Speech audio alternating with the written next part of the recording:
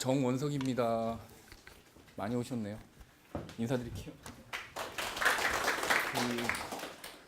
저는 그 2차 과목 중에서 제3보험 이론 및 실무를 앞으로 같이 공부할 그 손해사정사고요. 그 여기 나눠드린 팜플렛 보시면 사진이 있는데 사진이 조금 이렇게 너무 오래된 사진이라서 영정사진 같지 않나요?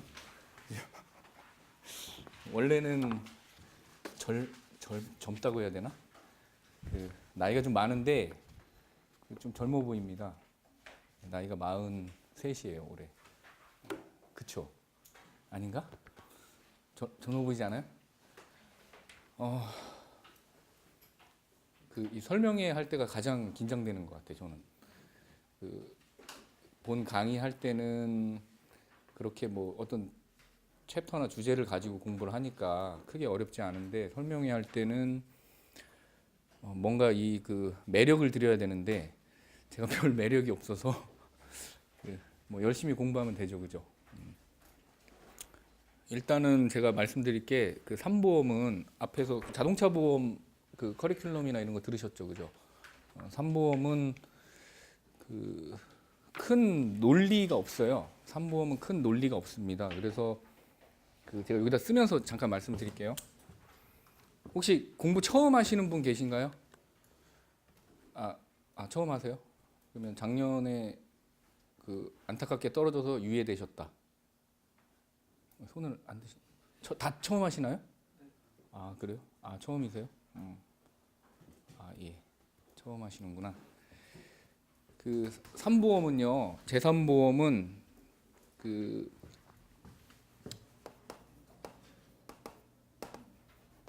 보험회사가 이렇게 있고 그 다음에 피보험자나 계약자 그리고 자동차 보험은 여기에 이제 한 명이 더 있어요. 어떤 부류가 있냐면 피해자나 피재해자, 근제보험은 피해자나 피재해자가 있는데 3보험은 이런 개념이 없습니다. 간단하게 말씀드리면 보험회사하고 보험 계약자 사이의 권리 의무 관계만 공부하시면 돼요. 이렇게 여기에 권리 의무. 근데 이게 어디 있냐면은 약관에 있어요. 다 약관. 그래서 3보험은 철저하게 약관을 공부하셔야 됩니다. 표준 약관부터 해서 제도성 특약 그리고 상해보험 관련된 보험 이론하고 상해보험 특약 그리고 질병보험 이론 및 특약 그 다음에 간병보험 그리고 이제 제일 중요한 실손의료보험을 공부하시거든요. 그리고 상해보험 공부할 때는 후유장애 분류 기준을 거의 다 암기를 하셔야 돼요. 거의 다 암기하셔야 되고 그리고 실손의료보험은 약간 기계적으로 공부를 하셔야 됩니다.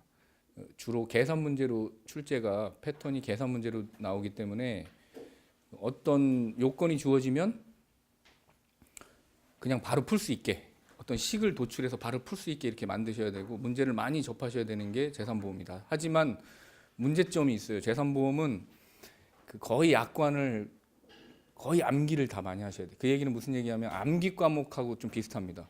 그리고 또 하나는 의학하고 관련이 많아요. 그래서 우리 학원에서는 주로 이제 토요일 날 수업을 하는데 토요일 날 오전에 의학이 있고 오후에 제3보험이 있고요. 그리고 2차 과목에서 그리고 일요일은 자동차 보험 그리고 오후에는 배상 책임 및 근제보험 이렇게 갑니다. 이게 두 개 논리가 비슷하고 의학하고 3보험이 비슷해서 그렇게 강의 커리큘럼이 짜여 있다라고 말씀드릴 수 있고 저는 일단은 어떻게 하냐면 1월부터 2월까지는 기본 이론 및 약관 그다음에 교재를 이렇게 한 바퀴를 다 볼 거예요. 그러니까 기본 강의를 합니다. 연간 강의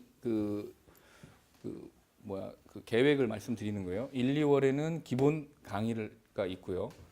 그리고 3월부터 4월 달까지 이제 4월 달에 1차 시험을 보죠.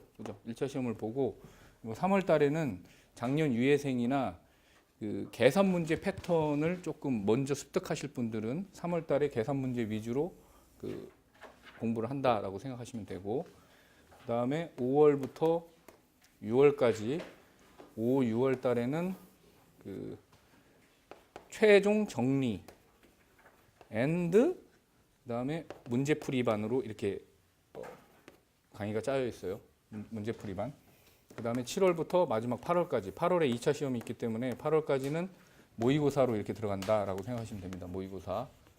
그래서 1월부터 8월까지 전력 투구 해가지고 쭉 쫓아오시면 삼보험은 제가 생각할 때는 그 강의만 잘 따라오시고 제가 하라는 것만 잘 하시면 그 60점 정도는 누구나 능히 맞을 수 있습니다. 60점. 근데 작년에 그 시험 커트라인 몇 점인지 아시죠? 몇 점인가요? 50.4인가 이래요. 커트라인이 평균 커트라인이 50점 정도밖에 안 되고 그 전년도에는 44점밖에 안 됩니다. 그 얘기는 무슨 얘기냐면 올해 작년이 아니라 올해구나. 2018년도에 시험이 좀 쉬웠다. 어디가 쉬웠냐면 의학이론하고 제3보험이 쉬웠습니다.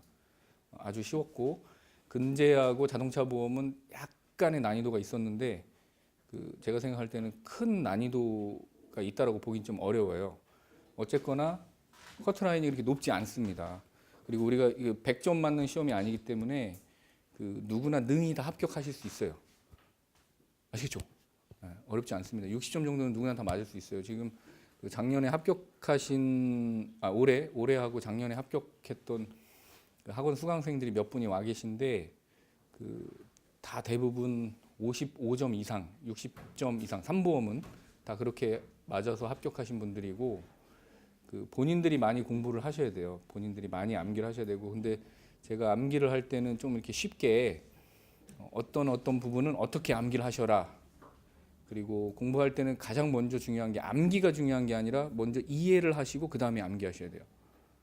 달달달달 암기하면 문제를 해결을 못합니다. 그래서 이해하고 그 다음에 암기 그리고 반복 병행학습 이렇게 하시는 게 가장 바람직한 삼보험의 공부 방법입니다. 그 제가 말씀드린 거 쭉 따라오시면 되고 그 기본 이론 공부할 때 요거를 말씀드리기 전에 제가 먼저 문제 구성을 먼저 말씀드릴게요. 삼보험이 문제가 크게 세 가지예요. 문제가 어떻게 나오냐면 첫 번째는 단순 약술 내지는 기술하는 문제의 패턴이 하나가 있고 보통은 이게 배점이 한 10점에서 5점에서 한 10점 정도 이렇게 나온다라고 생각하시면 됩니다. 5점에서 10점 정도. 그리고 두 번째 패턴이 계산 문제입니다. 계산 문제. 계산 문제가 나오는데 계산 문제는 삼보험은 그냥 단순하게 보험금 계산하는 문제예요. 근데 여기에 그 거의 출제가 되는 게 후유장애 보험금을 산출하고 계산하는 문제가 주축을 이루고요. 주축을 이루는데 하여튼 그렇고 그다음에 여기에 실손의료보험 계산 문제 그리고 여기에 이제 주변 문제들이 있어요. 계산 문제 주변 문제가 있는데 그 사망보험금에서 사망보험금을 계산하는 문제가 아니고 사망보험금의 민법상 상속 지분 요거를 계산하는 문제가 또 등장을 가끔 하고 그리고 또 뭐 질병이나 2번 일당 계산하는 거 그다음에 암보험금 산출하는 거 이런 문제들이 가끔 등장합니다. 한 2, 3년에 한 번씩 등장을 하고 제가 지금 여기 적어드린 요 두 개 문제는 계산 문제로 거의 100% 출제된다고 생각하시면 돼요. 그것도 배점이 거의 한 40점 가까이 됩니다. 100점 만점 중에 40점 가까이 됩니다. 그래서 여기를 공부를 안 한 상태에서 약술 문제를 좀 높은 점수를 맞겠다라고 하는 거는 너무 아니란 생각입니다. 그러니까 여기에 좀 초점을 맞추셔야 되고 그다음에 이제 세 번째는 요즘의 문제 패턴이 이래요. 그 재작년, 작년 그리고 한 3년 전부터 문제 패턴이 약술 문제하고 계산 문제가 복합 유형으로 나와요. 복합 형식으로 나옵니다. 어떤 사례를 딱 주어주고 이게 교통상해 특약에 해당이 되는 건지 교통승용구에 해당이 되는 건지를 먼저 찾아내서 이 사람이 입은 상해 내지는 그 후유장애를 계산하는 문제 그 다음에 부담보 특약이 걸려있는 상태에서 부담보에 해당이 되는 것이냐 안 되는 것이냐 이런 거를 뽑아낼 수 있어야 되는데 이거 뽑아내는 건 아주 간단합니다. 제가 아까 처음에 말씀드린 대로 뭐냐면 이해만 하시면 돼요. 이해. 삼보험이 전반적으로 뭐다라고 하는 걸 이해하면 이 복합 유형 문제는 되게 금방 풀 수가 있어요. 근데 이렇게 이해를 안 하고 그냥 암기 계산 후유장애는 이런 거야 이건 몇 프로고 지급보험금이 얼마야. 이렇게 암기하면 여기에 문제가 나왔을 때 당황하거든요. 그러니까 먼저 공부할 때는 이해를 먼저 하고 그 다음에 암기를 하셔야 된다. 암기는 제가 아주 쉽게 할 수 있게 다 알려드립니다. 어떻게 암기해라. 이거는 이렇게 암기하시고 이해했으면 이렇게 암기하세요라고 뭐 앞자를 따서 이렇게 암기하라고 하든가 뭐 주로 뭐 그런 식으로 해서 좀 재밌게 쉽게 이렇게 알려드리니까 크게 걱정 안 하셔도 됩니다. 자기가 뭐 암기력이 좀 부족하다 이렇게 하더라도 제가 아까 말씀드린 대로 누구나 능히 60점 정도는 맞을 수 있습니다. 그 목표를 좀 이렇게 높게 잡으셔야 돼요. 그 한 7, 80점 정도 내가 맞겠다. 3보험 난 자신 있다. 이렇게 하고 했을 때 약간 실수를 해도 한 60 내지 65점 정도는 맞을 수 있게끔. 그러니까 다른 과목이 좀 부족하신 분들은 3보험에서 좀 커버가 될 수 있게. 저는 이 제3보험이 전략 과목이라고 생각을 하는데 그 좀 어려워하세요. 수험생분들이 좀 어려워하십니다. 어렵진 않아요. 논리가 없어서 어렵진 않지만 암기가 잘 안 되기 때문에 어려워하시는 거거든요. 그러니까 그 부분만 좀 초점을 맞추시면 되고 그 이렇게 문제가 구성이 되는데 그 제가 이제 여기 기본 이론에서 공부할 때는 제일 먼저 제가 그냥 말로 말씀드릴게요. 그 먼저 그 제3보험 표준 보험 약관에 대해서 공부해요. 보통 약관에 대해서 공부한다는 얘기입니다. 보통 약관을 먼저 하는 이유가 있어요. 왜 먼저 하냐면 제3보험이 전반적으로 어떻게 돼 있는지 표준 약관을 보면 알 수 있습니다. 표준 약관을 보면 계약 성립부터 보험금 지급, 그다음에 고지 통지 의무 이렇게 쭉 나오다가 결국 나중에 계약이 소멸될 때까지 그죠? 만료돼서 소멸될 때까지 이렇게 시간 순서대로 쭉 구성을 해놨거든요. 그래서 전체적인 틀을 보기에 그렇게 어렵지 않아요. 표준보험 약관이 끝나면 제도성 특약을 공부하고 제도성 특약하고 표준보험 약관을 공부를 하시면 이게 베이스가 돼요. 3보험은 이런 거구나라는 베이스가 되고 그다음에 그 위에 상해보험을 공부합니다. 상해보험을 공부하는데 그 상해보험을 공부하면서 여기 100% 출제되는 후유장애 보험금에 대해서 공부합니다. 후유장애 보험금 공부하고 여기는 암기할 게 좀 굉장히 많아요. 후유장애 보험금 암기할 게 좀 많고 그리고 후유장애가 끝나면 상해와 관련된 특별약관에 대해서 공부하고요. 그리고 그게 끝나면 이제 암보험이나 질병보험에 대해서 공부합니다. 그 위에다 얹어 놓는다라고 생각하시면 돼요. 질병보험, CI보험, 그다음에 질병과 관련된 특약, 뭐 암보험 비롯해서 이런 거 공부한 다음에 그 위에 이제 상해 질병 그리고 표준보험 약관을 공부했으니까 베이스가 완전히 메이드가 된 거거든요. 그 위에다가 비용담보인 실손의료보험에 대해서 공부합니다. 실손의료보험. 그리고 간병보험은 거의 3보험에서 뭐 한 5% 정도도 차진 않아요. 시험에도 나왔다 안 나왔다 이러고 그 간단한 논리만 알면 쉽게 무난히 패스할 수 있습니다. 그래서 그렇게 해가지고 2달간 과정이 끝난다라고 생각하시면 되고 철저하게 이해하시면서 그 수업을 할 때 제가 말씀을 계속 드려요. 이거는 어떻게 공부하시고 그리고 서브노트를 어떻게 정리를 하셔라. 그리고 집에 가셔서 어떻게 복습을 하셔라. 제가 그 다음 주에 오게 되면 물어봅니다. 어디까지 공부했고 했는지. 지나간 것도 그 계속 이렇게 눈 보면서 막 체크하고 확인해요. 그리고 나왔던 게 또 나오고 계속 반복적으로 계속 나오거든요. 그러니까 암기하기가 그렇게 어렵지 않아요. 그렇죠? 저만 얘기하는 것 같지? 벽에다가 뭐 호응을 좀 해주시면 좋은데, 그죠? 하여튼 뭐 그렇고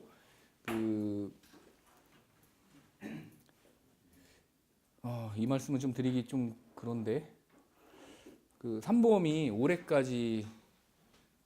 올해 시험, 작년 시험, 그리고 그 전년도 시험 이렇게 문제를 쭉 보면 그 문제가 어렵게 나온 적이 별로 없어요. 그러니까 2015년도에 한번 조금 어렵게 나왔다가 어렵게 나온다고 하는 게 그 내가 모르는 거를 어렵게 나오는 게 아니고 함정이 많아요. 3보험은 함정을 많이 파는 게 어려운 거예요.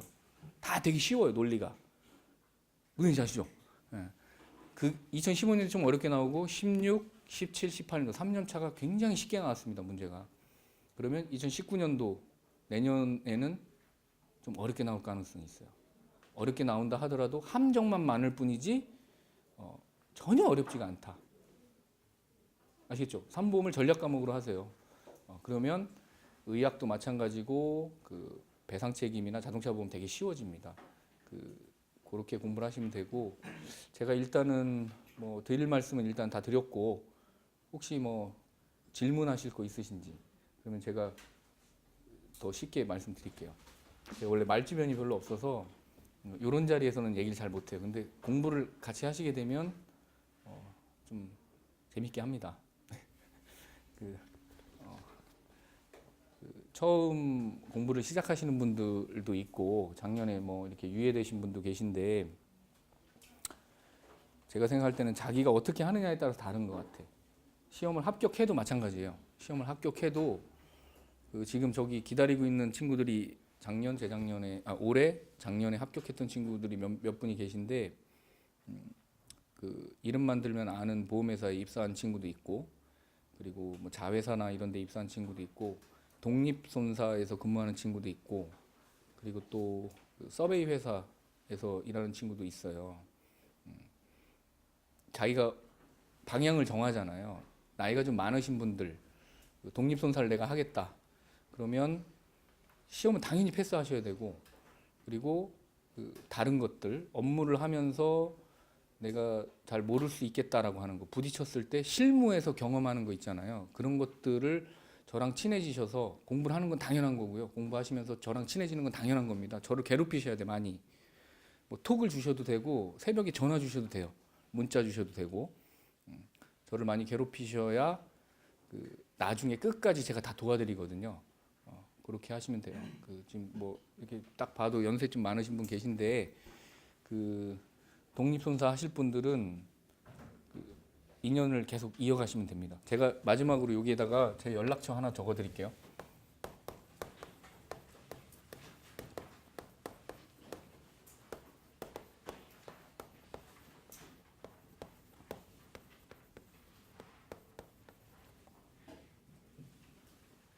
위에는 휴대폰이고 밑에는 이메일입니다. 그리고 톡 아이디는 여기 앞에 여기가 톡 아이디예요. 그래서 공부하시면서 뭐 궁금하시거나 의문 나시는 거라든가 이런 게 있으면 제가 바로바로 언제든지 답변을 드리니까 체크를 해놓으시고 하시면 됩니다.